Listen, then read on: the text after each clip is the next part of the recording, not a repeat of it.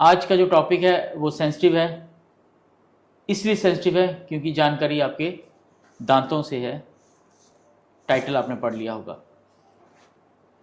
बहुत से मिथ हैं, बहुत सी बातें हैं जो हमने आज पता करनी है अपने डेंटिस्ट से। आज हमारे साथ है डेंटल सर्जन डॉक्टर शिखा नायर। मैम, आपका स्वागत है हमारे प्रोग्राम। हेलो सर, कैसे हैं आप? बढ़िया, द गेस्ट चेयर में। Thank you so much for inviting me, having me over. पहला क्वेश्चन मैम, आप डेंटिस्ट हैं, हर एक को कभी न कभी ज़रूरत पड़ती है डेंटिस्ट के पास जाने की। डेंटिस्ट ही क्यों? मेरे दांत में दर्द है, मैं अपना बॉक्स निकालता हूँ, दवाई खा लेता हूँ, फिर डेंटिस्ट ही क्यों? देखिए, दवाई खाना सबसे ईजियर ऑप्शन होता है अपने दांत दर्द को ठीक करने का। लेकिन हम जब दवाई खाते हैं वो टेम्परली ठीक होता है, आपको डेंटिस्ट के पास विजिट करना ही पड़ता है। हम on the table, on the counter जो मेडिसिन लेते हैं वो थोड़े टाइम के लिए आपको फ़र्क दे देगी, बट आपको अपने डेंटल पेन के लिए डेंटिस्ट के पास जाना ही पड़ेगा। मैंने दवाई खाई, मैंने लौंग का तेल लगा लिया, मेरी दर्द ठीक हो गई। बिल्कुल, लौंग का तेल is a very effective medication, home remedy for treating dental pen, लेकिन थोड़े टाइम के लिए। थोड़े टाइम वो आपकी इन्फेक्शन को ख़त्म नहीं कर रही है और आपकी इन्फेक्शन वहीं पे है, बल्कि आपको थोड़े टाइम के लिए रिलीफ दे रही है और आपको लगता है कि मैं ठीक हो गया हूँ, पर ऐसा नहीं होता अनफॉर्चुनेटली। ऐसा नहीं होता। पर डेंटिस्ट के पास जाना, जेब खाली करना। हाँ, मैं अपने पेशेंट्स को एक ही चीज़ बोलती हूँ, dentistry is not expensive, neglect is. आप पहले अगर डेंटिस्ट के पास जाते हैं, आपको कोई डेंटिस्ट फिलिंग रेकमेंड करते हैं जिसका treatment cost as compare to other treatment सस्ता रहता है, आप उसको निग्लेक्ट करते हैं, आपका दांत रूट कैनाल तक पहुंचता है जो और एक्सपेंसिव हो जाता है। जब आप रूट कैनाल भी इग्नोर करते हैं, आप एक्सट्रैक्शन करवा के इम्प्लांट्स डलवाते हैं या क्राउन्स एंड ब्रिजेस करवाते हैं जो और एक्सपेंसिव हो जाता है। तो डेंटिस्ट्री एक्सपेंसिव नहीं है, आपका निग्लेक्ट एक्सपेंसिव है। किसी तरह की हमारी नालायकी, नेग्लेजेंस हमारे लिए गड़बड़ कर सकती है। बिल्कुल। मेरे दांतों में दर्द है, उसकी फिलिंग करवाना ठीक है, उसका ट्रीटमेंट करना ठीक है कि निकालना ठीक है? जब यूजुअली दांतों में दर्द शुरू हो जाता है, इट इज़ अ साइन कि आपके दांत इन्फेक्टेड हो गए हुए हैं। ऐसे में अगर आपका दांत बच सकता है तो उसे बचाना बहुत ज़रूरी है, क्योंकि अगर आप एक दांत को अपने मुंह से निकलवा देते हैं तो उसके आसपास के जो दांत हैं वो टेढ़े होने लगते हैं।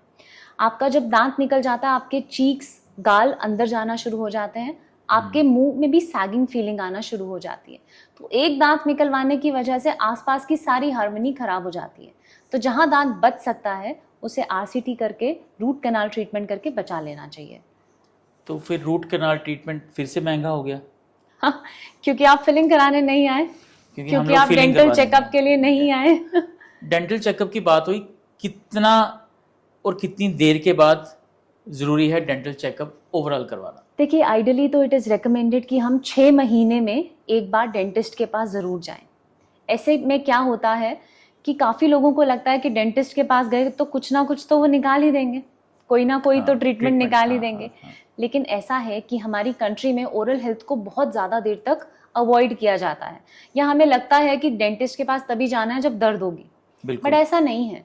आपकी छोटी मोटी फिलिंग, स्केलिंग, कोई फ्लोराइड ट्रीटमेंट, ये सारी चीज़ें, प्रिवेंटिव चीज़ें अगर आप कर लेते हैं तो आपके दांत इन द लॉन्गर रन आपको ट्रबल नहीं करते हैं। तो आइडियली 6 मंथ्स टू 1 ईयर के बीच में आपको डेंटिस्ट के पास में विजिट करना चाहिए, जाना चाहिए फॉर अ रेगुलर चेकअप। तो उसमें ज़रूरी नहीं है, क्योंकि जैसे आपने पहले ही बताया कि आपने अगर ट्रीट स्टार्टिंग से कर लिया तो आपको बाहर एक्सपेंसिव तक नहीं जाना पड़ेगा। बिल्कुल, और ये स्टार्ट होता है बच्चों से। आप अपने बच्चों को भी डेंटिस्ट के पास लेके जाइए ताकि वो उनमें अच्छी हैबिट्स इनकलकेट कराएं और बच्चों को आगे जाके कैविटीज़ ना हो, उनकी ईटिंग हैबिट्स भी रेगुलेटेड रहें। पर बच्चों के, मुझे लगता है अगर छोटे बच्चे हैं तो उनके दूध के दांत तो टूटने ही हैं, तो डेंटिस्ट ही क्यों? ये बहुत बड़ा मिथ है कि ऐसे लोगों को लगता है कि दूध के दांत तो टूट ही जाएंगे, इनका क्या ट्रीटमेंट करवाना है। बट ट्रस्ट मी, मेरे पास इतने सारे पेशेंट्स आते हैं जो बच्चे होते हैं और जिनके दांतों में इन्फेक्शन हो रही होती है और वो दर्द से परेशान हो रहे होते हैं, इसलिए क्योंकि उनके पेरेंट्स को लगा कि दूध के दांत ही हैं, टूट जाएंगे, कोई ज़्यादा परेशानी वाली बात ही नहीं है। बट दूध के दांतों का ख्याल रखना भी इतना ज़रूरी है, क्योंकि अगर आपके बच्चे के दूध के दांत ठीक नहीं है तो वो खा नहीं पाएगा। इवेंचुअली उसकी डाइट पे फर्क पड़ेगा, उसकी ग्रोथ के ऊपर फर्क पड़ेगा। उसको वीकनेस होगी, आपका बच्चा खाने में कंप्लेंट करेगा। तो आपको अपने डेंटिस्ट के पास, अगर बच्चे को छोटी मोटी केरीज हो रही हैं या छोटी मोटी इन्फेक्शन है या कोई भी दिक्कत हो रही है, आपको अपने डेंटिस्ट के पास उसको लेके जाना ही है।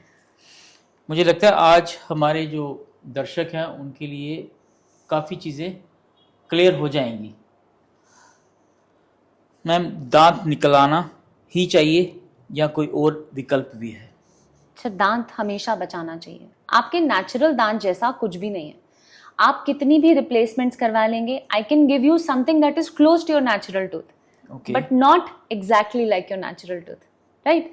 तो हम जितनी मर्जी आर्टिफिशियल चीज़ें लगवा लें, जो आपको भगवान ने आपका नेचुरल टूथ दिया है, उससे बेटर कुछ भी नहीं है। सो अगर आप अपना नेचुरल टूथ बचा सकते हैं, उन कंडीशंस में आपको कभी एक्सट्रैक्शन नहीं तो करानी डॉक्टर साहब के पास पहले ही जाना चाहिए। चाहिए। एग्जैक्टली। मैम, कुछ उम्र बढ़ने के बाद दांत टेढ़े मेढ़े हो जाते हैं और कईयों के बाहर भी आ जाते हैं, चाहे छोटा बच्चा हो चाहे बड़ा हो, तो इसका विकल्प ब्रेसिस ही है या कुछ और भी है? जैसे जैसे आपकी उम्र बढ़ती है, ग्रोथ होती है, तो आपके मुंह में चेंजेस आना शुरू होते हैं। कई बार Right. दांत ऐसे में बाहर आना शुरू हो जाते हैं। जी। ऐसे में ब्रेसेस का ट्रीटमेंट जो है, उसकी एक राइट एज है जहाँ पे आप उसको स्टार्ट करवाते हैं और हम उन दांतों को पीछे ला सकते हैं।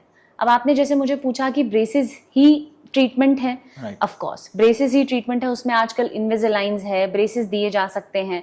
हम प्रिकॉशनरी ट्रीटमेंट्स भी कर सकते हैं, जिनमें छोटे बच्चों में गियर्स पहना सकते हैं, जिनसे उनकी ग्रोथ को हम रेगुलेट कर सकते हैं। ओके। लेकिन ब्रेसेस पहनना इसलिए ज़रूरी है क्योंकि दांत बाहर होंगे, दांत टेढ़े होंगे, तो आपका कॉन्फिडेंस कम होगा और आपकी ओरल हेल्थ पे बहुत ज़्यादा फर्क पड़ेगा। आप अपने दांतों को क्लीन नहीं कर पाएंगे ठीक से और इवेंचुअली आपके दांत वीक होना शुरू हो जाएंगे। तो ब्रेसिस पेनफुल तो नहीं है? देखिए, braces work by a mechanism जिसमें आपके दांतों को मूव किया जाता है प्रेशर से। जब हम हर मंथ में बच्चे का या बड़े का एक अपॉइंटमेंट रखते हैं ब्रेसेस का। जिस दिन हम अपॉइंटमेंट करते हैं उसके 2-3 दिन तक आपके मुंह में प्रेशर फील हो सकता है, ठीक है? दैट इज बिकॉज आपके दांतों को मूव किया जा रहा है, तो उतना प्रेशर का पेन आपको रहता है। हम उसको एग्जैक्टली पेन नहीं बोलते, बट प्रेशर रहता है। प्रेशर बोल सो सकते इट इज हैं। नॉट अ पेनफुल प्रोसीजर, ये आपका एक ट्रीटमेंट का पार्ट है। ओके।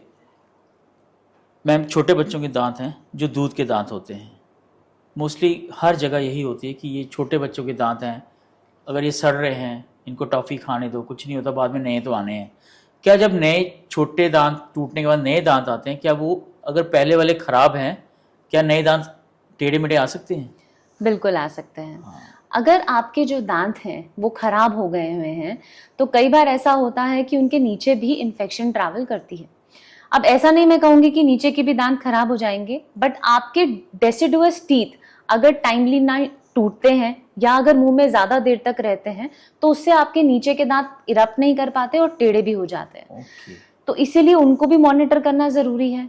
और हाँ, जैसे कि चॉकलेट्स की बात आपने करी है, तो चॉकलेट्स देखिए ना ओरल हेल्थ के लिए इम्पॉर्टेंट है, ना आपके बच्चे की जनरल हेल्थ के लिए इम्पॉर्टेंट है। तो एक रेगुलेटेड तरीके से बच्चों को देना चाहिए। शुगर इज लाइक कोकेन, आप जितना बच्चे को देंगे वो उतना ज्यादा क्रेव करेगा। तो आपको पहले से ही कंट्रोल करना पड़ेगा, क्योंकि आपके दूध के दांत भी अगर खराब होंगे तो बच्चा बहुत परेशान होगा। तो कहीं ना कहीं बच्चों के दांत खराब करने के लिए एड्स जिम्मेवार हैं? बिल्कुल जिम्मेदार है, आपका सारा पैकेज फूड जिम्मेदार है। So yes.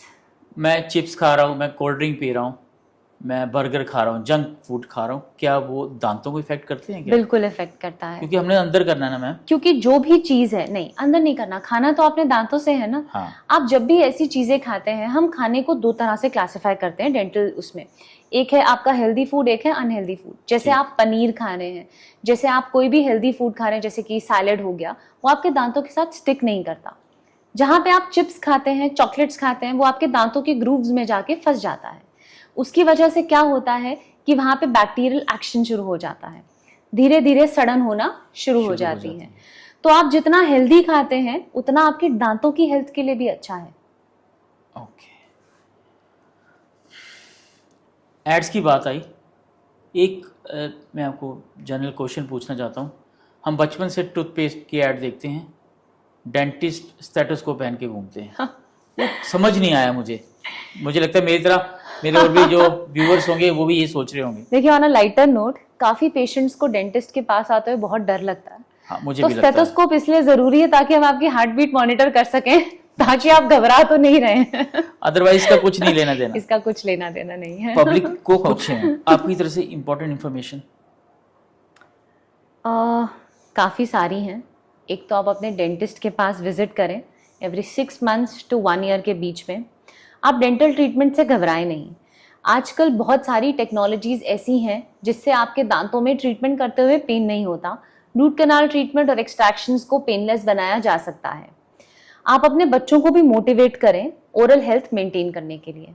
दिन में 2 टाइम ब्रश करना बहुत इंपॉर्टेंट है, स्पेशली रात की ब्रशिंग बहुत इंपॉर्टेंट है, क्योंकि आप जो खाते हैं वो रात को मुंह में रह जाता है और उससे बैक्टीरियल एक्शन पूरी रात चल सकता है।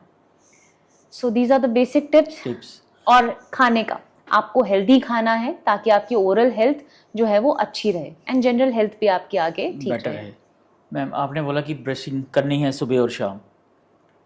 कईयों एज के हिसाब से हमारे दांतों में सुराख हो जाते हैं और हम डेंटिस्ट के पास नहीं जाते हैं, तो उसका एक खाना खाने का बहुत अच्छा विकल्प है जो रेस्टोरेंट में हमें मिलता है, टूथपिक।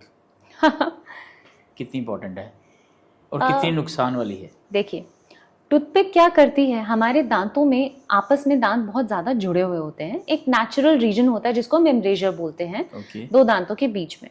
वो इतना बड़ा नहीं होता कि उसके बीच में टूथपिक जाए। कई बार हम उसको वहां पे गैप क्रिएट कर करके अपने गम्स को डैमेज करते रहते हैं और वो गैप को ज़्यादा बड़ा कर देते हैं। हमें टूथपिक नहीं इस्तेमाल करनी चाहिए, आइडियली नहीं करनी चाहिए। एग्जैक्टली। और करते करते कभी कुछ टूट जाता है, हम कहते हैं जो तो पहले कई बार मेरे पास ऐसे पेशेंट्स आते हैं जिनके टूथपिक टूट के दांत में फंस जाती है। हमारे दांतों के बीच में नेचुरल स्पेस होती है जिसका साइज टूथपिक के जितना नहीं होता है। आइडियली हमें टूथपिक नहीं इस्तेमाल करनी चाहिए उनको क्लीन करने के लिए। कई बार हम टूथपिक के इस्तेमाल से अपने दांतों और गम्स को डैमेज करना शुरू कर देते हैं। ऑफन ऐसा होता है कि कई बार पेशेंट्स आते हैं जिनके दांतों में टूथपिक का कोई एंड रह जाता है और उनको बहुत ज़्यादा इन्फ्लेमेशन और इन्फेक्शन हो जाती है। Then we have to remove it. So ideally आपको टूथपिक नहीं यूज करनी चाहिए। आप दांतों को फ्लॉस कर सकते हैं। अगर आपके 2 दांतों के बीच में कुछ फंस जाता है, आप फ्लॉसिंग कर सकते हैं। मैम आपने टिप्स और इन्फॉर्मेशन दे रहे हैं, जैसे अभी आपने बोला कि अगर इन्फ्लेमेशन आपके दांतों में तो आप उसमें चेंजेस कर सकते हैं, जहाँ जो फ्लॉस की आप बात करें वो यूज़ कर सकते हैं। ऐसी इन्फॉर्मेशन हमें इंटरनेट में नहीं मिलती है क्या? आप सोशल मीडिया में कुछ एक्टिव हैं? अगर आपका कोई इंस्टा हैंडल है, फेसबुक है, जिसमें आप इस तरह की टिप्स शेयर करते हैं और हमारे व्यूअर्स आपको फॉलो करें और वो इन्फॉर्मेशन ले पाएँ? जी डेफिनेटली। आजकल मैं सोशल मीडिया पे अपने वीडियोस बना रही हूँ, डेंटल अवेयरनेस वीडियोस भी बना रही हूँ, जिससे मेरे पेशेंट्स को बेनिफिट हो। मैं काफ़ी ज़्यादा मिथ्स और फैक्ट्स भी डिस्कस करती हूँ और काफ़ी सारे कॉमन डेंटल टॉपिक्स भी वहाँ पे डिस्कस करती हूँ। तो आपको अगर कोई भी कुछ जानकारी लेनी है तो I can definitely help you with that. अपना सोशल हैंडल का नाम बता दीजिए। मेरे सोशल पेज का नाम है cadent dental clinic. That's the name of my clinic. और हम लाइन भी डाल देंगे, आपके लिए आसानी रहेगा स्पेल के लिए। मैम बात आती है मिथ्स की, जैसे आपने मिथ्स की बात करें, स्केलिंग से दांत हिलते हैं? बहुत कॉमनली मुझे पेशेंट्स आके पूछते हैं। जब भी मैं उनको स्केलिंग रेकमेंड करती हूँ, पहला क्वेश्चन यही होता है क्या मेरे दांत हिल जाएंगे? हाँ। स्केलिंग हम तब करवाते हैं जब हमारे दांतों के आसपास प्लाक और कैलकुलस का डिपॉजिशन होना शुरू हो जाता है। ये डिपॉजिट इतने स्ट्रॉन्ग होते हैं कि हमारे दांतों के अराउंड एक वॉल जैसी बना लेते हैं। जब हम इनको रिमूव करते हैं तो हमें लगता है दांत खाली हो गए और दांत हिलना शुरू हो गए। एग्जैक्टली, सही। बट इनफैक्ट असलियत में आपको कैलकुलस और प्लाक आपके गम्स को नीचे कर रहा है, आपकी बोन को इरोड कर रहा है और आपके दांतों को इवेंचुअली वीक कर रहा है। आप उसे रिमूव नहीं करवाएंगे तो आपके दांत टूट जाएंगे। ओके। दांत निकालने के बाद आंखों पे असर होता है, आंखें कमजोर होती हैं? ये क्वेश्चन भी काफी पूछा जाता है। ऐसा कुछ भी नहीं है। अगर आपकी दांतों और आंखों की नर्व सेम होगी तो दांत निकालने से आपकी आईसाइट वीक हो जाएगी, पर ऐसा कुछ भी नहीं होता। They are supplied by different nerves और दांत निकालने की वजह से आपकी आईसाइट वीक नहीं होती, आपको दिखना बंद नहीं हो जाता। बारिश के मौसम में दांतों का इलाज नहीं करवाना चाहिए? दांतों का इलाज, अगर आपको दांत दिक्कत दे रहा है तो कोई भी मौसम हो आपको इलाज करवाना ही चाहिए। अगर आप नहीं इलाज करवाएंगे बारिश के मौसम में तो आपको इन्फेक्शन ज़्यादा हो जाएगी। ओके। मैं सुबह उठता हूँ, मैं ब्रश करता हूँ, अगर मैं धीरे करूँगा तो सफाई नहीं होगी, ज़ोर से करूँगा तो होगी? मिथ। देखिए, पहले लोग दातुन इस्तेमाल करते थे। हाँ। देन हमारे बड़े बूढ़ों ने हार्ड ब्रश यूज़ करना शुरू कर दिया। जी। बहुत सारे पेशेंट्स जो अराउंड 60-70 ईयर्स के होते हैं, उनको हार्ड ब्रशिंग की वजह से दांतों में एब्रेजन्स होते हैं और फैसेट्स बनना शुरू हो जाते हैं। इवेंचुअली आप हार्ड ब्रशिंग करके आपके दांतों के इनामल को घिस रहे हैं, उसके नीचे की डेंटाइनल लेयर को घिस रहे हैं, जिसकी वजह से आपका दांत सेंसिटिव हो जाएगा। ओके आजकल हम किसी को भी हार्ड ब्रशेस नहीं रेकमेंड करते हैं. वी ऑलवेज रेकमेंड सॉफ्ट और सेंसिटिव टूथब्रश.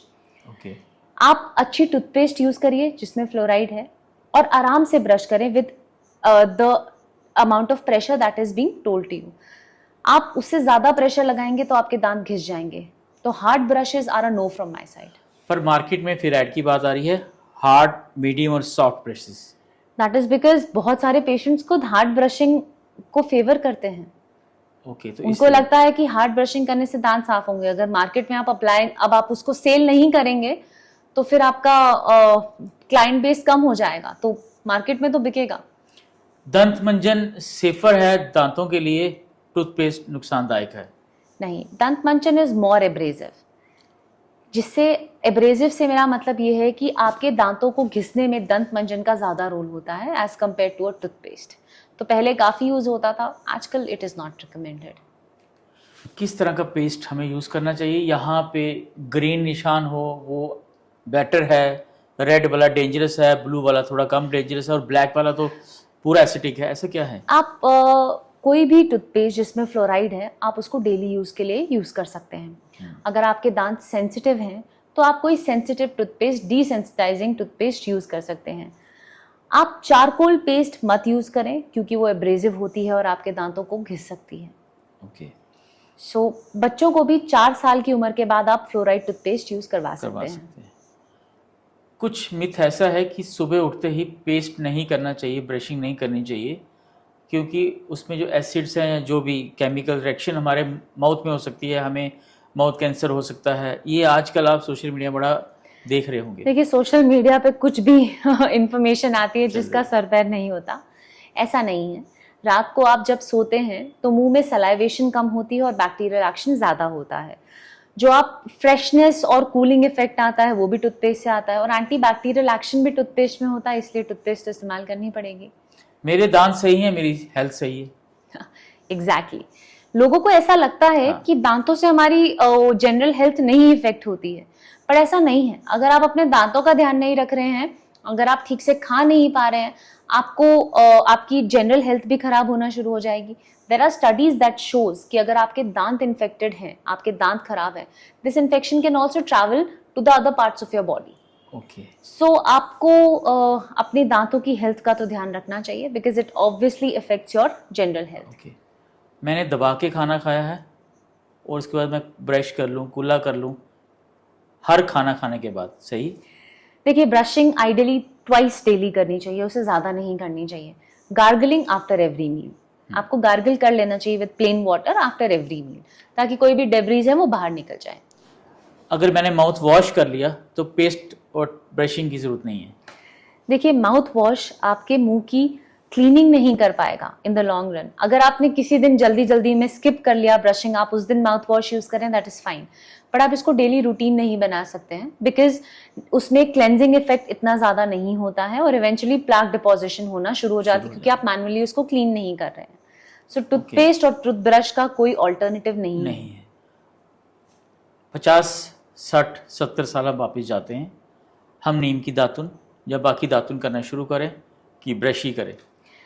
देखिए, दोनों चीज़ें अपनी जगह पर सही हैं. नीम के बहुत सारे फायदे और नुकसान भी हैं जी. लेकिन ब्रशिंग के भी अपने फायदे हैं और आप उनमें से कुछ भी कर सकते हैं जो आपको सूट करता है. बट एज अ डेंटिस्ट क्योंकि मैं 50-60 साल के बाद की बात करूंगी तो मेरे हिसाब से तो ब्रशिंग ज़्यादा इम्पॉर्टेंट है.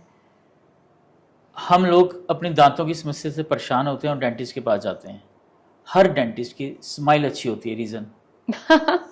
क्योंकि हमें अपनी क्लिनिक का ब्रांड एम्बेसडर बनना होता है, हमें अपने ट्रीटमेंट का ब्रांड एम्बेसडर बनना होता है, इसलिए हमारी स्माइल अच्छी होती है. तो इसलिए आप लोग बचपन से ही, जैसे अगर आपको पर्सनली टारगेट करूं तो आप बचपन से ही आपने ब्रशेस सारा कुछ किया? नहीं, मैं बचपन में उतनी अनअवेयर थी जितने सब लोग नॉर्मली होते हैं. जब मैंने अपनी पढ़ाई शुरू करी तब मुझे ज़्यादा पता चला और उसके बाद से मैंने अपने दांतों का ज़्यादा ध्यान रखना शुरू किया and I got more aware. 1-2 question और. चाय कॉफ़ी पीने के बाद हमें कुल्ला नहीं करना चाहिए, हमें ब्रश नहीं करना चाहिए? इमीडिएटली बिल्कुल नहीं करना चाहिए. एक तो आपको सेंसिटिविटी हो सकती है, दूसरा आप जब इमीडिएटली ब्रशिंग करते हैं तो आपके दांतों से एसिडिक लेयर रिमूव होती है और आपके दांतों का एब्रेजन भी हो सकता है. You should wait for some time and then brush your teeth or gargle immediately. It's नहीं, जाते जाते हमारे दर्शकों को कुछ ऐसा बता के जाइए कि वो अगले 20 साल 30 साल तक अपने दांतों स्माइल में- आपकी पर्सनालिटी का एक बहुत बड़ा हिस्सा है. अगर आपके दांत खराब होते हैं तो आपका कॉन्फिडेंस भी कहीं ना कहीं शाटर हो जाता है. तो आप अपने दांतों का जितना ख्याल रखेंगे आपका दांत उतना ही आपका भी ख्याल रखेंगे.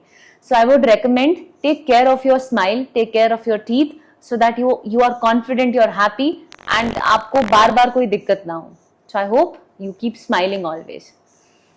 तो सही कह रहे हैं, आप भी सही कह रहे हैं, smile is very and important. One more thing, आप डेंटिस्ट के पास जाने से बिल्कुल मत घबराइए. ये आज के बाद मुझे लगता है आफ्टर दिस इंटरव्यू आप लोगों को कुछ क्लियर हुआ होगा डेंटिस्ट के लिए कि डेंटिस्ट सिर्फ पैसे नहीं बनाते हैं, वो आपकी स्माइल का ध्यान रखते हैं. जैसे डॉक्टर शिखा ने इस समय हमें बताया कि स्माइल हमारी अच्छी होगी, कॉन्फिडेंस हमारा अच्छा होगा. तो इस तरह की एक और इन्फॉर्मेशन के लिए हम वापस मिलेंगे. तब तक आप धन्यवाद. Thank you so much.